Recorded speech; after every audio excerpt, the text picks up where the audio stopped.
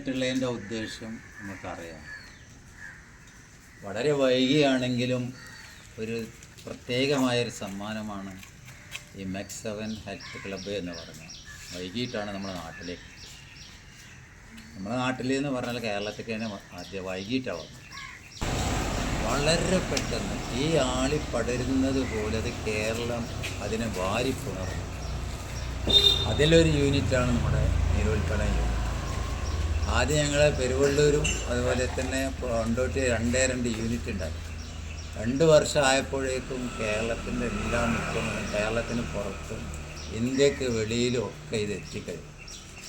അതിൻ്റെ ആവേശവും അനുഭൂതിയും താല്പര്യവും ഒക്കെ എന്താണെന്ന് നമുക്കൊക്കെ അറിയാം.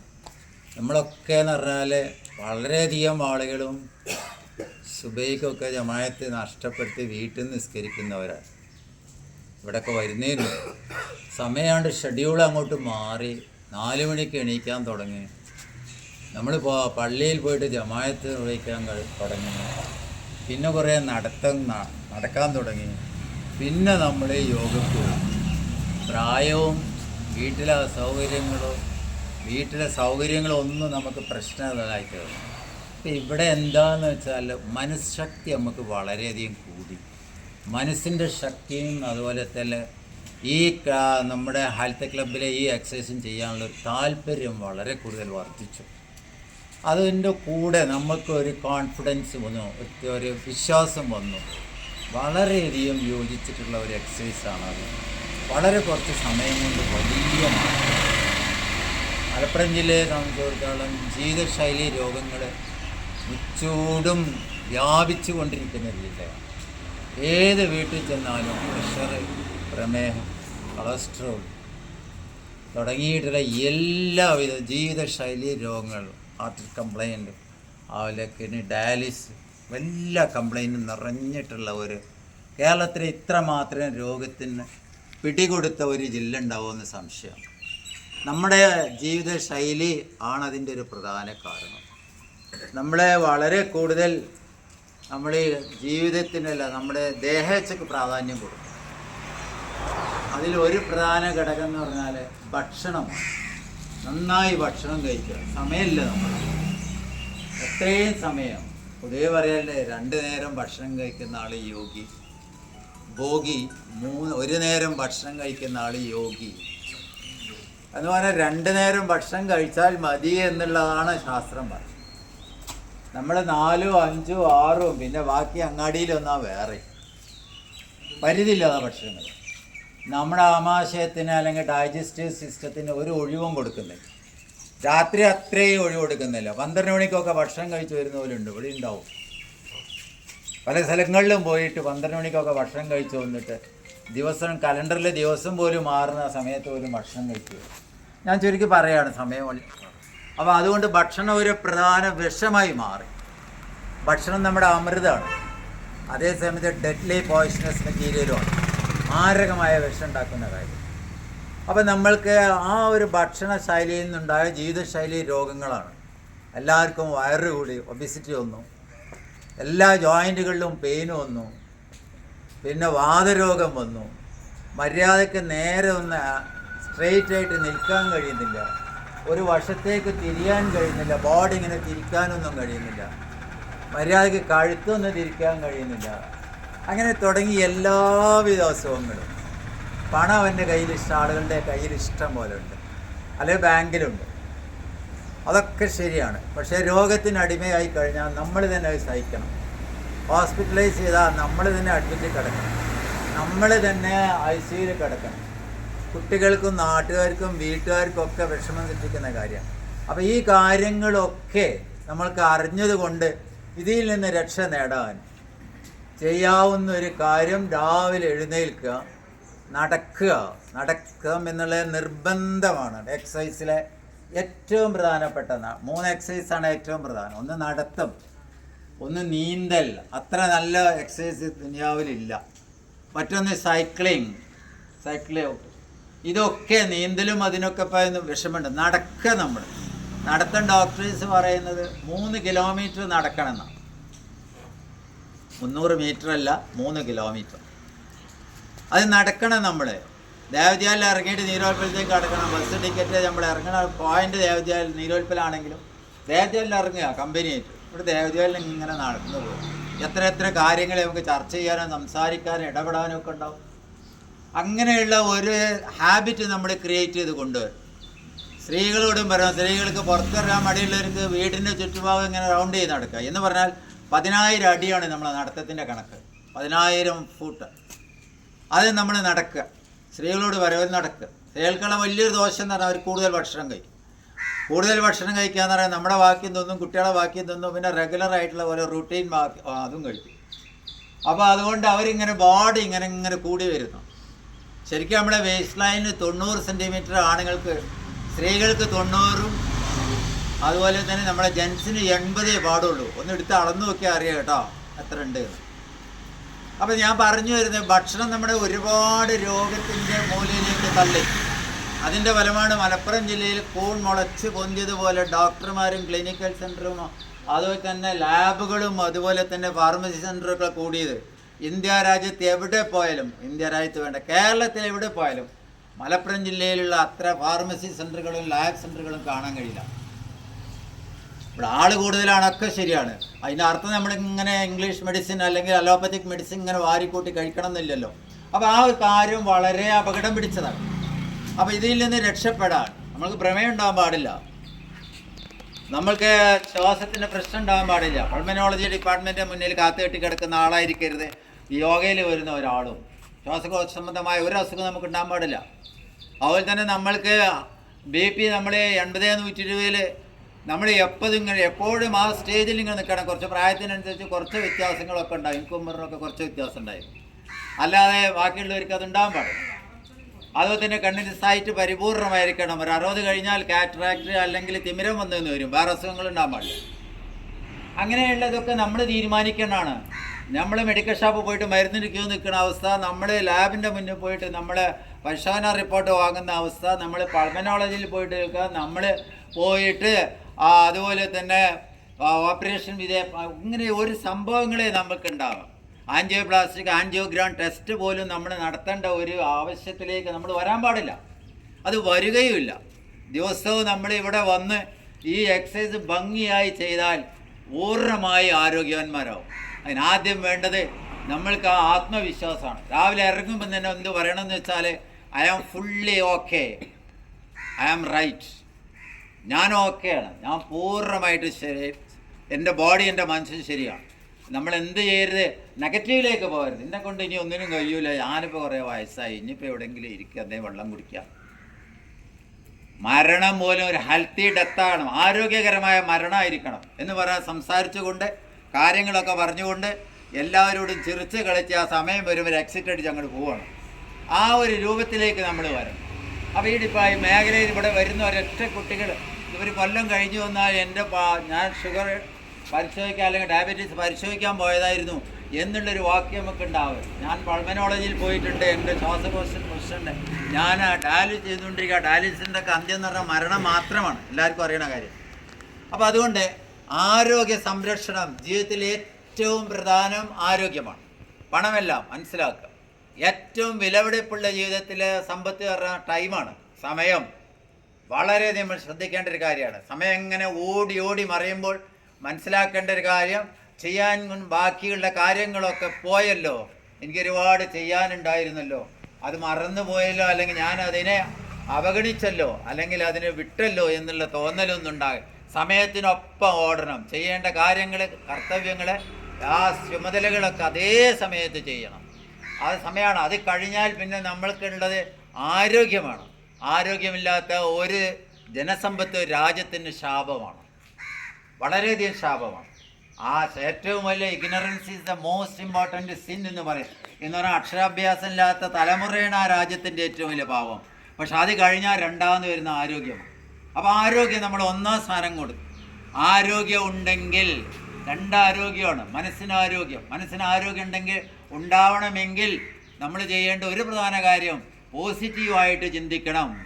ചെറിയ നമുക്ക് ഒരുപാട് തെറ്റുകളും വീഴ്ചകളും പരാജയങ്ങളും കച്ചവടങ്ങളിൽ വീഴ്ചകളും ജോലിയിൽ ആഗ്രഹിച്ച ജോലി കിട്ടാത്തതും കുടുംബത്തിലെ പ്രശ്നങ്ങളും ഒക്കെ ഉണ്ടാവും. അതൊക്കെ നമ്മൾ ടെസ്റ്റ് ഡോസുകളാണ്. നമ്മളെ പരീക്ഷിക്കുകയാണ്. അല്ല നമ്മളെ പരീക്ഷിച്ചുകൊണ്ടിരിക്കുകയാണ് നമ്മുടെ ക്ഷമകൾ. നമ്മൾക്ക് ഇനി അടുത്ത സ്റ്റെപ്പ് എനിക്ക് നന്നായി കിട്ടും എന്നുള്ള രൂപത്തിൽ ഒരു കച്ചവടം ഫെയിലിയർ ആയിട്ടുണ്ടെങ്കിൽ അടുത്ത കച്ചവടം നമ്മൾ എസ്റ്റാബ്ലിഷ് ചെയ്യണം. അതുപോലെയുള്ള കാര്യങ്ങളൊക്കെ നമ്മൾ അവിടെ നിന്ന് നമ്മൾ മോഹഭംഗം ഉണ്ടാവുക അല്ലെങ്കിൽ നമുക്ക് നിരാശയുണ്ടാവുകയോ ചെയ്യാൻ പാടില്ല. അങ്ങനെ അതുമായിട്ട് മുന്നോട്ട് പോകും. ആരോഗ്യമുണ്ടായാൽ നമ്മൾ ചെറുപ്പത്തിൽ കോപ്പി ചെയ്തിട്ടുണ്ട്. അതുപോലെ തന്നെ ആരോഗ്യം സർവ്വധനാൽ പ്രധാനം. അന്ന് കോപ്പി ചെയ്തതിന് ടീച്ചർ തല്ല് കിട്ടാതെക്കാൻ വേണ്ടിയിട്ടാണ്. പക്ഷെ അതല്ല, അതിൻ്റെ യാഥാർത്ഥ്യം മനസ്സിലാക്കണം. മനസ്സും ശരീരവും ഓക്കെ ആണെങ്കിൽ മനസ്സിനെ കേന്ദ്രീകരിക്കാൻ, മനസ്സിന് ശരീരത്തിനെ കേന്ദ്രീകരിക്കാൻ കഴിയണം. എന്ന് പറഞ്ഞാൽ രാവിലെ 4 മണിയാവുമ്പോൾ മനസ്സ് നമ്മൾ ശരീരത്തിനോട് പറയുന്നുണ്ടാവും, എണീറ്റോ, സമയമായി പോവാനായി. ശരീരം പറയണ്ടോ, നല്ല മഴയത്, നല്ല തണുപ്പാണ്, സുഖമായിട്ടൊന്ന് പുതച്ച് കിടന്ന എന്താ അതിൻ്റെ ഒരു സുഖം. അതല്ല, എനിക്കെൻ്റെ ഡ്യൂട്ടിയിലേക്ക് പോകണം, എൻ്റെ കാര്യം ചെയ്യണം, എൻ്റെ ആരോഗ്യം പ്രധാനമാണ്. അങ്ങനെ മനസ്സും ശരീരവും ഒരൊറ്റ ടൈപ്പിൽ വന്നു കഴിയുന്ന ഒരവസ്ഥ നമ്മൾക്കുണ്ടാവണം. അപ്പോൾ നമ്മളെ ആരോഗ്യമുണ്ടായി കഴിഞ്ഞാൽ ഉണ്ടാകുന്ന ഏറ്റവും വലിയൊരു ഗുണമാണ് സന്തോഷം എന്ന് പറയുന്നത്. സന്തോഷം ഉണ്ടാവും. പിന്നെ നമ്മളെ അറിയാം, വലിയ 2-3 നിലകളുള്ള വലിയ പട്ടുകൂറ്റൻ 1 കോടിയിലധികമൊക്കെ ചിലവിട്ട വീടിൻ്റെ ഉമ്മരത്ത്, അല്ലെങ്കിൽ വീടിൻ്റെ ഉമ്മരത്ത് 2 ഉമ്മയും ബാപ്പയും അല്ലെങ്കിൽ അച്ഛനും അമ്മയൊക്കെ ഇങ്ങനെ കസാലയിലിരിക്കുന്നു. ഒരു പക്ഷേ അവരുടെ മുഖം നമ്മൾ ചിരിച്ചിട്ട് ചിരിയോടുകൂടി ജീവിതത്തിൽ കണ്ടിട്ടുണ്ടാവും. സന്തോഷം എന്ന് പറയുന്ന ആ മുഖത്ത് ഇങ്ങനെ നോക്കിയാൽ കാണാം സന്തോഷം. ആ സന്തോഷകരമായ മുഖവും ആ പ്രസന്നതയും മുഖത്ത് കാണില്ല. എന്ന് പറഞ്ഞാൽ പണമല്ല സന്തോഷത്തിൻ്റെത്. പണം ആവശ്യത്തിന് വേണം. പണം നമ്മൾക്കുള്ള പ്രശ്നം എന്താ, നമ്മൾ പണത്തിൻ്റെ കയ്യാൽ ഓടുകയാണ്. ആ ഓട്ടത്തിന് ആവശ്യമില്ല, എവിടെയും വിജയിക്കില്ല, അത് പരാജയത്തേക്ക് എത്തും. പണം വേണം. പണത്തിന് നല്ല എക്കണോമിക് നമ്മൾ ഒരു മാനേജ്മെൻറ്റ് നടത്തണം. അത് ആവശ്യ മേഖലയിൽ നമ്മൾ ഇൻവെസ്റ്റ് ചെയ്യണം. അതിന് ലാഭം ഉണ്ടാവണം. കുട്ടികൾക്ക് മനസ്സിലാക്കി കൊടുക്കണം. നാട്ടുകാരെ അറിയണം. അത് ഹെൽത്തി ആയിട്ടുള്ള ഒരു പണമായി മാറണം. എങ്കിൽ അതിൽ ആ പണത്തിൽ നിന്ന് നമ്മൾ കൊടുക്കേണ്ട സക്കാത്തും ബാധ്യതകളൊക്കെ തീർക്കണം. അപ്പോൾ ആ പണം നന്നാവും. മൂന്നാമതായിട്ടുള്ളത്, അപ്പോൾ ആരോഗ്യം ഞാൻ പറഞ്ഞു, സന്തോഷം ഞാൻ പറഞ്ഞു, സംതൃപ്തിയാണ്. ഇവിടെ വരുന്ന എല്ലാവർക്കും സംതൃപ്തി ഉണ്ടാവും. ഞാൻ യോഗ കഴിഞ്ഞു, എന്താ യോഗയിൽ പോയിട്ടുള്ള സന്തോഷം. എൻ്റെ മനസ്സ് നന്നാവുന്നതിന് ഞാൻ അനാവശ്യ വാക്കുകൾ പറയുന്നില്ല. ഞാൻ ആരുടെയും കുറ്റപ്പെടുത്തി സംസാരിക്കാറില്ല. ഞാൻ ആരുടെയും ധനാപകരിക്കുന്നില്ല. ആരെയും ഞാൻ എന്തെങ്കിലും കാര്യങ്ങൾ കെട്ടിപ്പിണഞ്ഞ് ഉണ്ടാക്കുന്ന ഒരു സംസാരം എന്നോണ്ട് ഉണ്ടാവാറില്ല. ഞാനൊരു ശത്രുതാ സ്വഭാവമോ അല്ലെങ്കിൽ വിദ്വേഷ സ്വഭാവമോ ആരോടും പുലർത്തുന്നില്ല. എൻ്റെ മനസ്സും എൻ്റെ ശരീരവും ഒക്കെ നിർമ്മലമാണ്, പവിത്രമാണ്, സന്തോഷകരമാണ്. അപ്പോൾ ഇത് സാമൂഹ്യമായ പശ്ചാത്തലമാണ് ഈ നമ്മുടെ ഈ ഹെൽത്ത് ക്ലബ്ബ് എക്സസൈസ് കൊണ്ട് കിട്ടുന്നത്. ഇനി നിങ്ങൾ മനസ്സിലാക്കേണ്ട യോഗ എന്ന് സമയം അറിയാം, വേറെ നിങ്ങൾ പറയാം. യോഗ എന്ന് പറയുന്നത് 3 സ്റ്റെപ്പുകളാണ്. ആദ്യത്തെ പ്രാണായാമം എന്ന് പറയും. പ്രാണായാമം എന്ന് പറഞ്ഞാൽ അത് സാൻസ്ക്രിറ്റ് വേർഡാണ്. പ്രാണായാമം എന്ന് പറഞ്ഞാൽ നമ്മളെ ബ്രീത്തിങ് ആണ്. പറഞ്ഞല്ലോ, ബ്രീത്തിങ് ആൻഡ് സ്ട്രെച്ചിങ്. കൈ പരമാവധി നീട്ടിയെടുക്കുക. നമ്മളെ കൈ കൊണ്ട് തന്നെ നമ്മൾ പുറം ചൊറിയാൻ കഴിയണം. എന്നിട്ട് നമ്മളകത്ത് നിന്ന് വിളിക്കുക, മോളെ അല്ലെങ്കിൽ മോനെ അവിടെ എന്താണ് എൻ്റെ പുറമൊന്ന് ചൊറിഞ്ഞു തന്നാൽ. അതൊന്നുമല്ല, നമ്മൾ തന്നെ നമ്മളെ കൈയും കാലും ഒക്കെ എത്തേണ്ട പരിധിയിൽ കാലൊക്കെ ഇങ്ങനെ അങ്ങോട്ട് അടിച്ചാൽ കായ്മേലിട്ട് പൊന്തണം. കാലൊക്കെ പൊന്തണം. നമ്മളെ കാലും നമ്മളെ കൈയും നമ്മൾ പറയും പോലെ കേൾക്കുന്നില്ലെങ്കിൽ ചൈനയിൽ കൺഫ്യൂഷ്യസ് പറഞ്ഞതുപോലെ കൈ രണ്ടും ചുമലിൽ വെച്ച് ഛേദിച്ച് കളയണമെന്നാണ് പറഞ്ഞത്. പിന്നെ എന്തിനാ അവന് കൈ എന്തിനാണെന്നോ? അധ്വാനിക്കാൻ തയ്യാറില്ലാത്ത മനുഷ്യരെ പറ്റി അദ്ദേഹം പറഞ്ഞതാണ്. കൈകൾ ഛേദിച്ച് കളയണം. പിന്നെ എന്തിനാ കൈ കൊടുത്ത് ദൈവമെന്ന്. അപ്പോൾ അധ്വാനിക്കണം. അപ്പോൾ ഞാൻ പറഞ്ഞു വരുന്നത് പ്രാണായാമമാണ്. പ്രാണായാമം എന്ന് പറഞ്ഞാൽ നന്നായി ശ്വാസം എടുക്കുക. ലവലേശം പിശുക്ക് കാണിക്കരുത്. മാക്സിമം ശ്വാസം എടുക്കുക. നമ്മൾ സാധാരണ ശ്വാസം എടുക്കൽ ഒരേശം ശ്വാസം എടുക്കും, ആണ്ട് വിടും, കുറച്ചെടുക്കും, ആണ്ടിടും. നമ്മളെ ലങ്സ് പരമാവധി എക്സ്പാൻഷൻ ആവട്ടെ, വികസിക്കട്ടെ. ലങ്സ് പരമാവധി ചുരുങ്ങുകയും ചെയ്യട്ടെ. മാക്സിമം നമ്മൾ കഴിയുന്ന പരമാവധി നമ്മൾ വായെടുക്കുക. പ്രത്യേകിച്ചും ഇവിടെയൊക്കെ എനിക്ക് സന്തോഷമാണ്. നമ്മൾക്ക് ആദ്യമായി കിട്ടുന്ന ഫ്രഷ് എയറാണ്. രാവിലെ വെസ്റ്റേൺ സൈഡിൽ നിന്ന് നമ്മൾക്ക് ഇങ്ങോട്ടാവും ചെറുതായിട്ടുള്ള രൂപത്തിലെങ്കിലും പോകുന്ന, ആരും ശ്വസിക്കാത്ത, ഒരു മലയിൽ നടക്കാത്ത നല്ല ഫ്രഷ് എയറാണ്. അത് ആദ്യമായിട്ട് നമ്മൾ വലിച്ചെടുക്കുക. അപ്പോൾ അത് പരമാവധി എടുക്കുക. അത് നമ്മൾ പ്രത്യേകം ശ്രദ്ധിക്കുക. പിന്നെയുള്ള ഇതിൽ രണ്ടാമത്തെ ഘടകം എന്ന് പറഞ്ഞാൽ ആസനമാണ്. ആസനം എന്ന് പറഞ്ഞാൽ ബോഡിയെ നമ്മളെ എല്ലാ രൂപത്തിലേക്കും നമ്മളെ ഫ്ലെക്സിബിലിറ്റി ഉണ്ടാക്കുക. ഏത് ഭാഗത്തേക്ക് വേണമെങ്കിൽ എൻ്റെ ബോഡി തിരിഞ്ഞും മറിഞ്ഞും ഒക്കെ കിടക്കും. അല്ലാതെ നമ്മൾ കട്ടിലിൽ പോയി കിടന്നിട്ട് ചില സ്ത്രീകൾ കാണാൻ രാവിലെ നീറ്റിട്ട് ഡോക്ടറെ എത്തിക്കൂടെ. എന്താ പ്രശ്നം വെച്ചാൽ ഇടത്ത് ഭാഗത്ത് വേദനയാണ് എന്ന് പറയും. ഇടത്ത് ഭാഗത്തേക്ക് ഇങ്ങനെ മരമുട്ടി വരെ കിടക്കും. പിറ്റേന്ന് ആ ഡോക്ടറെ അതിനുള്ള മരുന്ന് കൊടുക്കും. ഡോക്ടറെ തന്നാൽ മരുന്ന് കൊടുക്കൽ നിർബന്ധമല്ല. പിന്നെ പറയും എൻ്റെ വലത്ത് ഭാഗത്തും വേദന, അന്ന് വലത്ത് ഭാഗത്തേക്കാവും കിടന്നിട്ടുള്ളത് എന്ന് പറയാൻ നീര് ശരീരത്തിൽ നീരിങ്ങനെ കിടന്നിട്ട് അതിങ്ങനെ കളിക്കുക. അതില്ലാതെ നമ്മളെ ബോഡി ശരിക്കും എങ്ങനെ ട്വിസ്റ്റ് ചെയ്യാനും നമുക്ക് കഴിയണം. ചൈനക്കാരൊക്കെ വില്ല് പോലെ വളയും, 50 വയസ്സ് കഴിഞ്ഞാലും വില്ല് പോലെ വളയുന്നത്. അതിനൊരു പ്രധാന ഘടകം ഞാൻ ആദ്യം പറഞ്ഞിട്ടുണ്ട്, വയറ് പൊങ്ങരുതേ. വയറ് പൊങ്ങുക എന്ന് പറഞ്ഞാൽ ആരോഗ്യത്തിൻ്റെ ലക്ഷണമല്ല, അനാരോഗ്യത്തിൻ്റെ ലക്ഷണമാണ്. അപകടം ഉണ്ടാക്കും വയറ്. പണ്ട് കാലത്തൊക്കെ വയറ് പൊങ്ങി കസാലയിലൊക്കെ ഇരുന്നാൽ പുറത്തുനിന്ന് വരുന്നു പറയുമോ, എന്തൊരു നല്ല മനുഷ്യൻ കസാലയിലേക്ക് ഇരുന്നാൽ കാണാൻ എന്തൊരു രസം. ഓരോട് ചോദിച്ചു നോക്കണം അവൻ്റെ ബുദ്ധിമുട്ട്. ഞങ്ങളുടെയൊക്കെ ചെറുപ്പത്തിൽ ഡോക്ടർമാരുടെ രൂപം എങ്ങനെയായിരുന്നു? ഡോക്ടർമാർ ഇങ്ങനെ വയറുണ്ടാവും, അതിന് മുകളിൽ ഇങ്ങനെ ബെൽറ്റ് ഇട്ടും വന്നാൽ ഉറപ്പാണ് ഡോക്ടറാണെന്ന്. ഇന്നൊരു ഡോക്ടറും 1 ഗ്രാം വെയിറ്റ് പോലും കൂടാതെ ഇങ്ങനെ ക്ലിപ്തപ്പെടുത്തി നിൽക്കുകയാണ്. 68-70 കിലോയിലധികം ഒരു മനുഷ്യനും വെയിറ്റ് ഉണ്ടാകാൻ പാടില്ല. ചൈനക്കാർ 60 കിലോയിലധികം വെയിറ്റുള്ള ഒരാളും ചൈനയിലുണ്ടാവും. എനിക്ക് നോക്കാൻ വേണമെങ്കിൽ ഒബാമൻ്റെ ഒക്കെ വെയിറ്റ് 56 കിലോയെ. അപ്പം ഞാൻ പറയും വെയിറ്റ് ഒരു ഘടകമല്ല. ഒരു പക്ഷേ കാണുന്നവർക്ക് ഇപ്പോൾ സിദ്ദീഖ് മാഷൊക്കെ കണ്ടാൽ പുറത്തുനിന്ന് കാണുന്നില്ല, നല്ലൊരു മനുഷ്യൻ കേട്ടോ, കാണാനും ഭംഗി, വയറും കാര്യവും ഒക്കെ ഉണ്ട്, അങ്ങനെ തോന്നും നമുക്ക് കണ്ടാൽ. പക്ഷേ ആ പ്രായത്തിനനുസരിച്ചിട്ടല്ല. ബോഡി മാസ് ഇൻഡെക്സിൽ ഹൈറ്റ് ഉണ്ടെങ്കിൽ നിങ്ങൾ ഒരു 170 സെൻറ്റിമീറ്റർ ഹൈറ്റ് ഉണ്ടെങ്കിൽ നിങ്ങൾക്ക് പരമാവധി 70 കിലോ വെയിറ്റ് ആകാം. എപ്പോഴും 1 കിലോ 2 കിലോ കുറയുന്നതാണ് നല്ലത്. അപ്പോൾ ആ വിഷയം അങ്ങനെ. അപ്പോൾ ബോഡി എങ്ങനെയും ടെസ്റ്റ് ചെയ്യാനും ബോഡി എങ്ങനെയും വളക്കാനും തിരിയാനും നോക്കാനും ഒക്കെ നമുക്ക് കഴിയണതിനാണ് ഫ്ലെക്സിബിലിറ്റി. അതാണ് രണ്ടാമത് നമ്മുടെ ഹെൽത്ത് ക്ലബ് എക്സസൈസുകൾ. മൂന്നാമത് നമ്മളെന്ന് പറഞ്ഞാൽ മെഡിറ്റേഷനാണ്, ധ്യാനമാണ്. ധ്യാനം 60 മുതൽ കീഴ്പോട്ട് എണ്ണുന്നുണ്ടല്ലോ. ആ എണ്ണൽ പറഞ്ഞാൽ എണ്ണുന്ന സമയത്ത് ആ എണ്ണത്തിൽ മാത്രമേ നമ്മളെ മനസ്സുണ്ടാകാൻ പാടുള്ളൂ.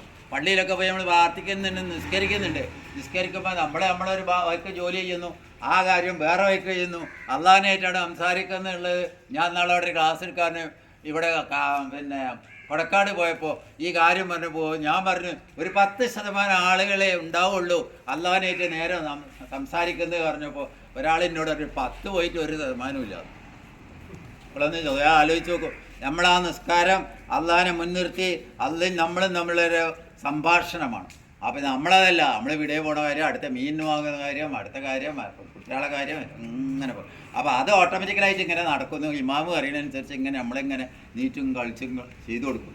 അതല്ല, നമ്മളെ മനസ്സിനെ നമ്മളെ ആ പോയിന്റിൽ നിർത്തിയിട്ട് നമ്മളെ മനസ്സ് ശരീരം ഒറ്റ ചാനലിലായിട്ടുള്ള പ്രവർത്തനത്തിന് വേണ്ടിയിട്ടാണ് നമ്മൾ ധ്യാനം എന്ന് പറയുന്നത്. ആ ധ്യാനത്തിൻ്റെ പണ്ടൊക്കെ നമ്മൾ പഠിച്ചിട്ടുണ്ട്, ധ്യാനിച്ച് ശരീരം ഒന്നായിട്ട് മൺപുറ്റുകൾ വന്ന് മൂടിയിട്ട് പോലും ധ്യാനം നടത്തുന്ന വ്യക്തിക്ക് അത് അറിയില്ലായിരുന്നു, എൻ്റെ ശരീരം ഒന്നായിട്ട് മണ്ണ് മൂടിക്കണം. അതാണ് ധ്യാനത്തിൻ്റെ. നമ്മളിതൊന്നും ധ്യാനത്തിൽ വന്നിട്ടുമില്ല, അതിൻ്റെ 100 കിലോമീറ്റർ അപ്പുറത്തൂടെ എത്തിയിട്ടില്ല. അപ്പോൾ നമ്മൾ മനസ്സിനെ പിടിച്ച് നിർത്താനുള്ളൊരു കഴിവ് ധ്യാനത്തിലൂടെ ഉണ്ടാവും. ഈ 3 എണ്ണമാണ് ശരിക്കും നമ്മൾ ഈ 23 ഐറ്റത്തിലൂടെ ചെയ്യുന്നത്. വളരെ സിമ്പിളാണ്, ഒരു പ്രയാസമില്ല. നമ്മൾ ഇങ്ങോട്ട് കുമ്പിട്ടാൽ കൈ ശരിക്ക് ഭൂമിയിൽ ഇവിടെ എത്തണം. അവിടെ എത്തിയിട്ടില്ലെങ്കിൽ നമ്മൾ എന്താ പറയുക, ഞാൻ അവിടെ ആയിട്ടില്ല എന്നാണ് അർത്ഥം. എന്നും ഇങ്ങനെ കുമ്പിട്ടിട്ട് ഇങ്ങനെ പോരാനല്ല. പലരും ഇപ്പം ഇങ്ങനെയാണ് ഇത്രയുണ്ട് കുമ്പിടുള്ളൂ, ഇങ്ങോട്ട് എത്തിവിടില്ല.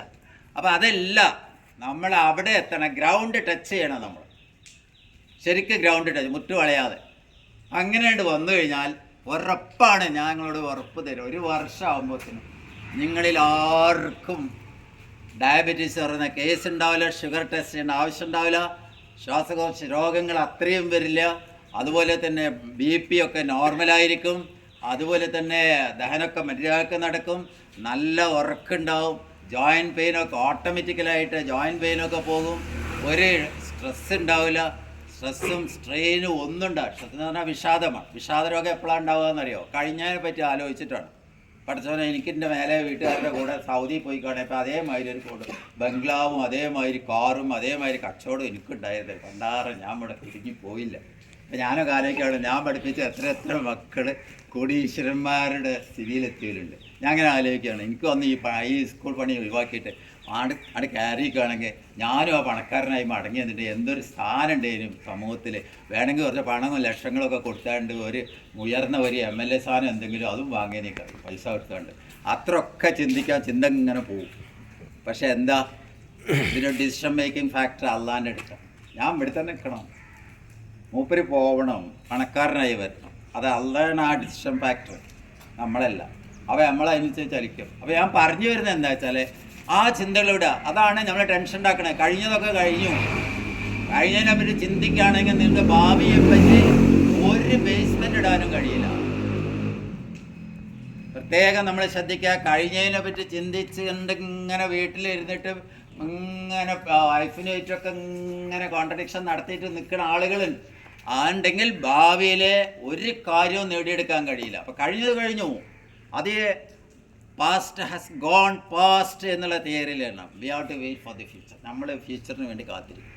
അപ്പം അങ്ങനെ നമ്മളിങ്ങനെ നല്ലൊരു സമൂഹമായിട്ട് വന്നു കഴിഞ്ഞാൽ മലപ്പുറം ജില്ലയിലെ സമാധാനവും ശാന്തിയും ആരോഗ്യവുമുള്ള, നമ്മുടെ കലക്ടർ പറഞ്ഞിട്ടുള്ള 4 പോയിൻ്റ് ഉണ്ടല്ലോ. നമ്മുടെ ഇപ്പോഴത്തെ കലക്ടർ ശ്രീമാൻ വിനോദ് ഇന്നലെ അവിടെ ആര്യ എന്ന് പറഞ്ഞ ഒരു സബ് കളക്ടറും അധികാരം ഏറ്റെടുത്തു. വളരെ 23 വയസ്സുള്ള ആ പെൺകുട്ടിക്ക് സബ് കളക്ടറായിട്ട് പിന്നെ ഈ 2023 ബാച്ചിലെ IAS കാരിയാണ്. അപ്പോൾ ഞാൻ പറഞ്ഞ കലക്ടർ പറഞ്ഞ 4 കാര്യം നമ്മളും ശ്രദ്ധിച്ചാൽ വളരണം. ചായയിൽ പഞ്ചസാര ഇട്ട് കുടിക്കരുത്. ഞാനൊരു 6-7 വർഷമായി ചായയിൽ പഞ്ചസാര ഇട്ട് കുടിക്കും. എൻ്റെ എന്ന് പറഞ്ഞാൽ ഞാൻ കട്ടൻ ചായ കുടിക്കാറുള്ളൂ, അത് മധുരം ഇടില്ല. എങ്ങനെ കുടിക്കാമെന്ന് ചോദിച്ചാൽ എങ്ങനെ കുടിക്കാൻ വായിലൂടെ കുടിക്കാൻ. ചിലവർ ചോദിക്കും എങ്ങനെ ഇതൊക്കെ കുടിക്കാൻ കഴിയണം. അത് കുടിക്കും വേണമെങ്കിൽ, എന്തെങ്കിലും കഷായം അതൊക്കെ കുടിക്കുന്നില്ല, അത്രയൊന്നും പ്രയാസമല്ല. അതൊരു ഹാബിറ്റായി മാറിയാൽ കുടിക്കും. പഞ്ചസാര പരമാവധി കുറക്കുക. ലഡു, ജിലേബി, ഹലുവ, മൈസൂർ പാക്ക് തൊടരുത്. അതിൻ്റെ മുന്നിൽ കൂടെ അങ്ങനെ കണ്ടുപോയാൽ മതി. കടയിലിങ്ങനെ വെച്ച് നന്നായി അങ്ങനെ കണ്ടിട്ട് ഇങ്ങനെ പോയാൽ മതി. അപ്പോൾ പകുതി സമാധാനം ഉണ്ടാവും. തിന്നരുത്. അത് 50 വയസ്സിൻ്റെ മുകളിലുള്ളവർ തീരെ തിന്നരുത്. കുട്ടികളൊക്കെ തിന്നോളിക്കാം, അങ്ങനെയൊക്കെ ഉള്ളതാണ്. 50 വയസ്സിന് മുകളിലൊരു പഞ്ചസാര തൊടരുത്. ഡയറക്റ്റായിട്ട് ഷുഗർ ആഡ് ചെയ്യുന്ന ഒന്നും ചെയ്യരുത്.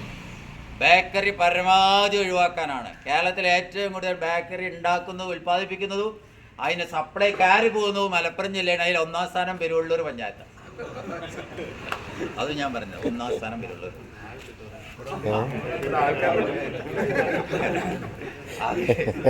ഞാനതിന് അവരുണ്ടായി. പക്ഷെ വേറെ ഒന്ന്, നമ്മുടെ ഒരു വർഷം ഒരു ബോട്ടിൽ അവിടെ വിട്ട് കീടനാശിനി, ഇപ്പോൾ നമ്മൾ അളിക്കാനുള്ള കീടനാശിനി ഉണ്ടാകും, നമ്മളെടുത്ത് കുടിക്കാറൊന്നുമില്ലല്ലോ.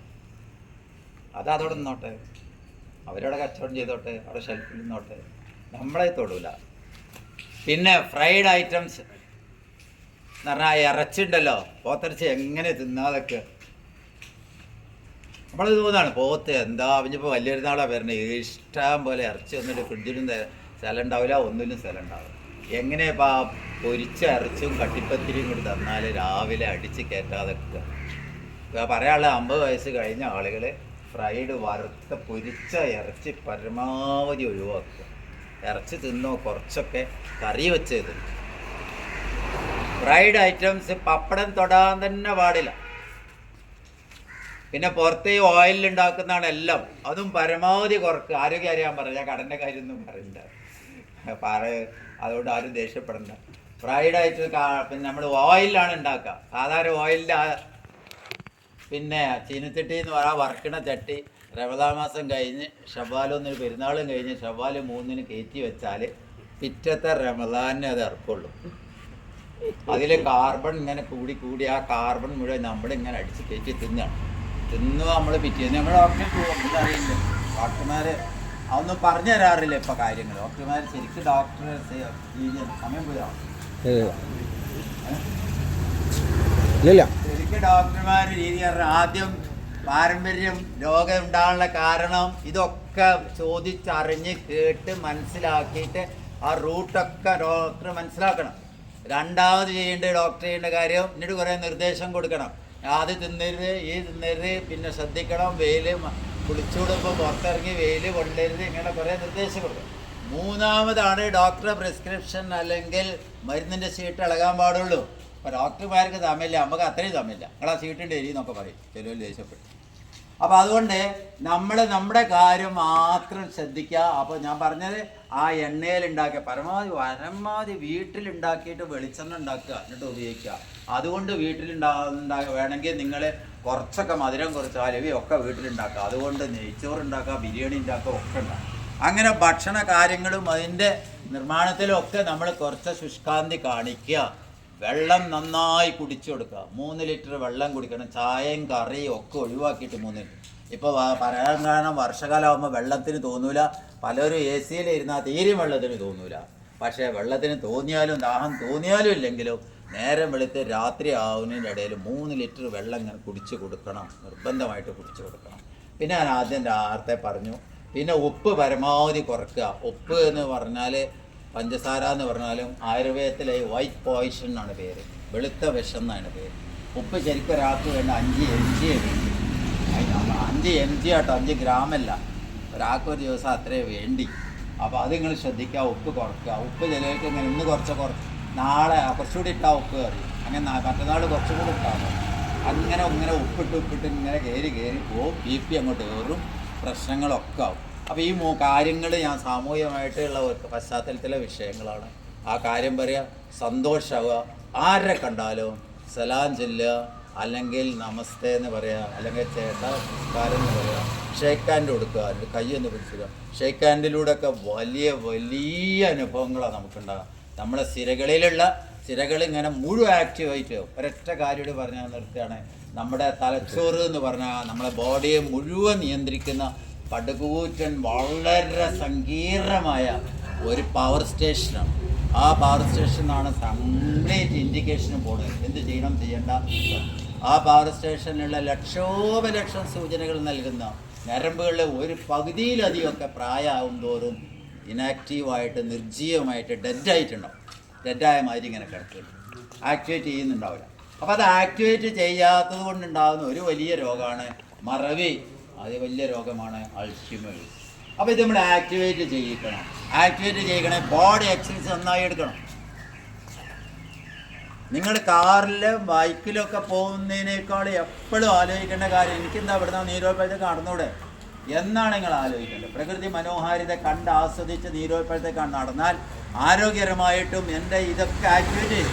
ഇത് ആക്ടിവേറ്റ് ചെയ്താൽ നിങ്ങൾക്കറിയാം, ഒരു കൊല്ലം കഴിഞ്ഞാൽ നിങ്ങൾക്കറിയാം മുമ്പുള്ളതിനേക്കാൾ ഓർമ്മശക്തി എനിക്ക് കൂടിയിട്ടുണ്ട്, പലതും ഓർക്കാൻ കഴിയുന്നുണ്ട്, പലതും മെമ്മറിയിൽ വെക്കാൻ കഴിയുന്നുണ്ട് എന്നൊക്കെ നിങ്ങൾക്ക് മറ്റേതിങ്ങനെ നശിച്ചു പോകും.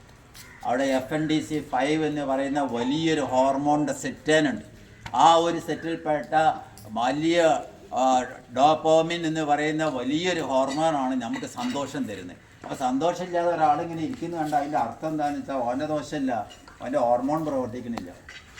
അവന് സന്തോഷം പകർന്നു കൊടുക്കണേ, ആ ഹോർമോൺ ആക്ടിവേറ്റ് ചെയ്യാം. അപ്പോൾ സമയം കുറേ ആയി, ഞാൻ പറഞ്ഞു പോകണമെന്ന് വെച്ചാൽ ഒരുപാട് സമയം എടുക്കും, ഒരുപാട് വിഷയമുള്ളതാണ്. അതുകൊണ്ട് ഈ പറഞ്ഞ കാര്യങ്ങളിലെ വസ്തുതകളൊക്കെ മനസ്സിലാക്കി പരമാവധി ശരീരത്തിനോടും മനസ്സിനോടും സഹകരിച്ചുകൊണ്ട് നല്ല ഒരു ശരീര സൃഷ്ടിക്കും മനസ്സിനും വേണ്ടി നമ്മൾ പ്രയത്നിക്കുക. അത് നമ്മൾക്ക് ഈ MEC7 ഹെൽത്ത് ക്ലബിലൂടെ നേടാൻ 100% കഴിയും. ഒന്ന് എല്ലാവർക്കും കേട്ട എല്ലാവർക്കും എല്ലാ അഭിനന്ദനങ്ങളും നന്മകളും ആരോഗ്യം